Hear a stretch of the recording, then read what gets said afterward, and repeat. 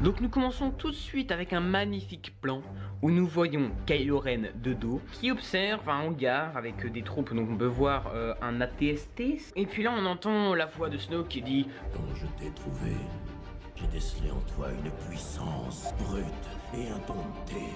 Et au-delà de ça, autre chose de tout à fait exceptionnel.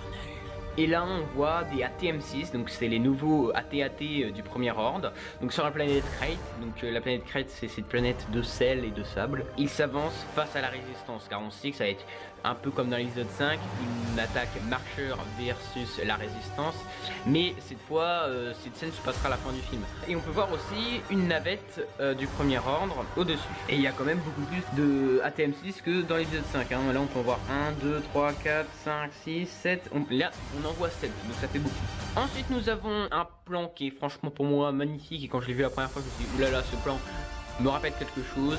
Et oui, c'est Kylo Ren qui avance avec les troupes, donc avec des Stormtroopers. Et ça nous rappelle bien entendu, je pense que c'est une énorme référence à la scène où Anakin marche avec les clones au Temple Jedi dans l'épisode 3. Ensuite on a un plan avec Kylo Ren sur un fond rouge et après il prend son sabre. Et là on voit deux gardes prétoriens, un à gauche, un à droite. Et du coup peut-être qu'il le prend pour partir, ou alors peut-être qu'il va s'entraîner, car je vous rappelle que Snoke avait dit à la fin qu'il allait achever l'entraînement de Kylo Ren, et donc peut-être qu'il va s'entraîner face à des gardes prétoriens, car les gardes prétoriens sont franchement extrêmement bons, hein. Apparemment ça promet du lourd. Moi franchement c'est des personnages que je kiffe vraiment beaucoup et que j'attends beaucoup.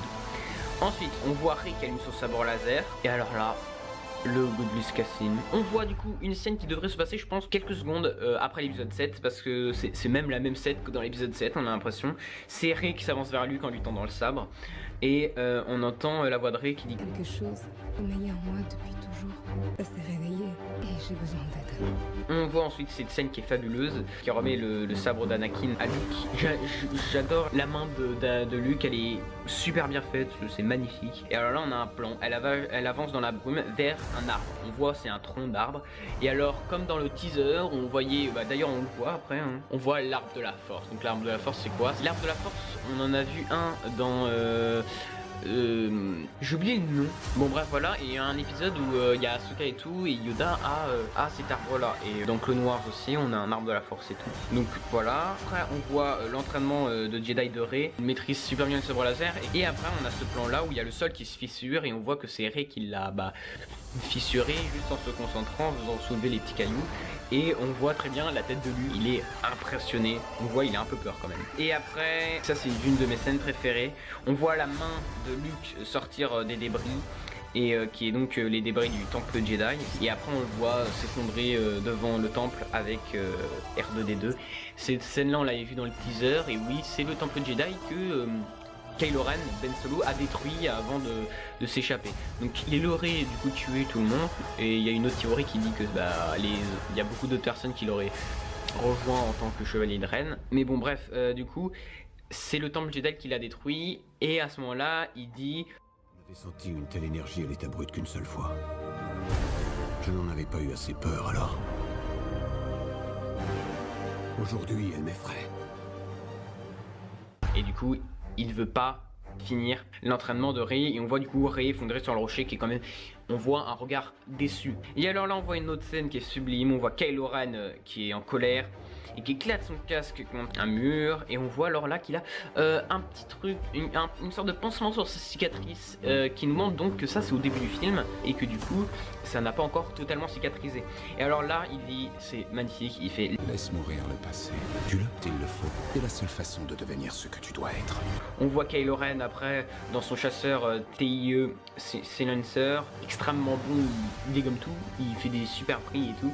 Et après on voit donc cette scène fabuleuse, on voit Leia Organa avec un super nouveau jeu d'acteur, et là on sait pas s'il va tirer. On voit que du coup il a la petite cicatrice avec le pansement, et que du coup c'est au début du film, et que du coup cette scène se passe au début du film, et la scène sur Crait se passera vers la fin du film, car il y aura une scène sur une bâtard au-dessus de Dekar, et où la résistance s'enfuit. C'est donc au-dessus de Dekar que se passe cette scène, donc c'est au début. Et nous voyons plus tard dans le trailer Leia qui est face qui est sur Crate, avec la porte qui est en train de se fermer. Et du coup on sait qu'elle est là, Leia. On la voit sur Crate, donc on la voit après cette scène là. Donc on sait qu'il va pas tirer.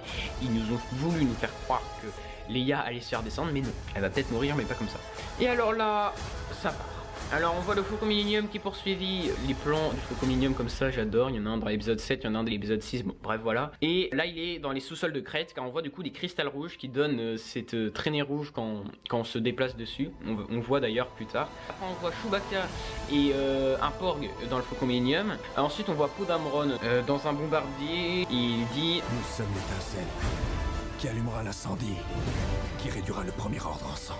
Et alors là, c'est une scène magique. On voit du coup son nouveau X-Wing amélioré, on voit ce super réacteur et on le voit partir. Et alors là, on voit du coup très bien le Dreadnought du premier ordre. Donc c'est le vaisseau de Snoke, c'est le plus gros vaisseau jamais vu. Il est extrêmement grand. Je sais plus les chiffres, mais je vais vous mettre une image avec les chiffres et tout. Il est extrêmement grand et il ressemble à une paire de pizzas. Bon bref, il est au-dessus de ça et on voit aussi la ceinture d'astéroïdes de Descartes. Donc ça aussi c'est la scène, ça sera au début. Donc c'est aussi le moment où il y a Kylo Ren qui hésite à tirer sur Leia. Ensuite on voit Finn qui se combat contre le Captain Phasma, donc ça elle est franchement belle cette scène, les couleurs et tout. Ensuite on voit Luke qui est en train d'entraîner Rey et il lui parle, il a l'air d'être un peu en colère quand même et il lui dit: ça ne se passera pas comme tu le crois. Ensuite on voit un renard des neiges donc qui est sur Crate.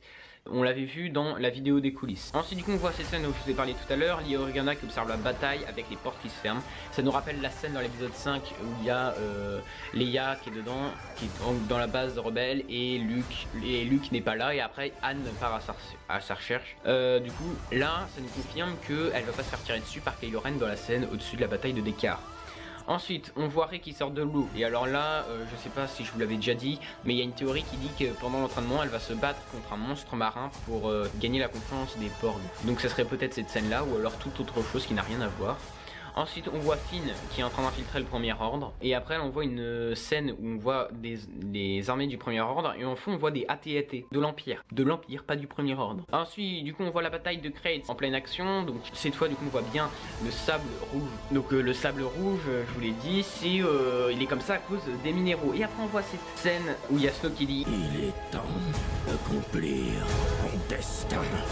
Et il y a Snoke qui utilise la force, donc ça veut dire, on n'était pas sûr, mais on est sûr qu'il est sensible à la force maintenant. Cette scène est magnifique, on voit Snoke tout à fait en CGI à fond et tout, on dirait qu'il est vrai. L'image de synthèse est fabuleuse, on voit son petit sourcil droit.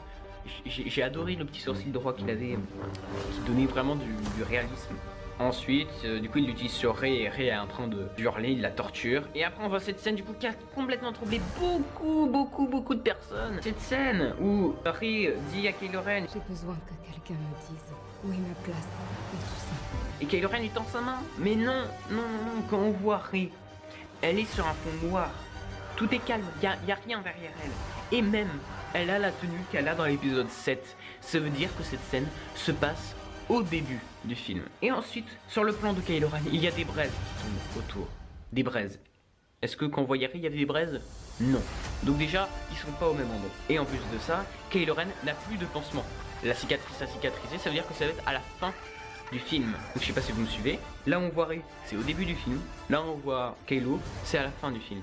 Donc ils nous ont fait croire qu'il tendait sa main à Rey, mais il ne la tend pas à Rey, car ce ne sont pas la même scène.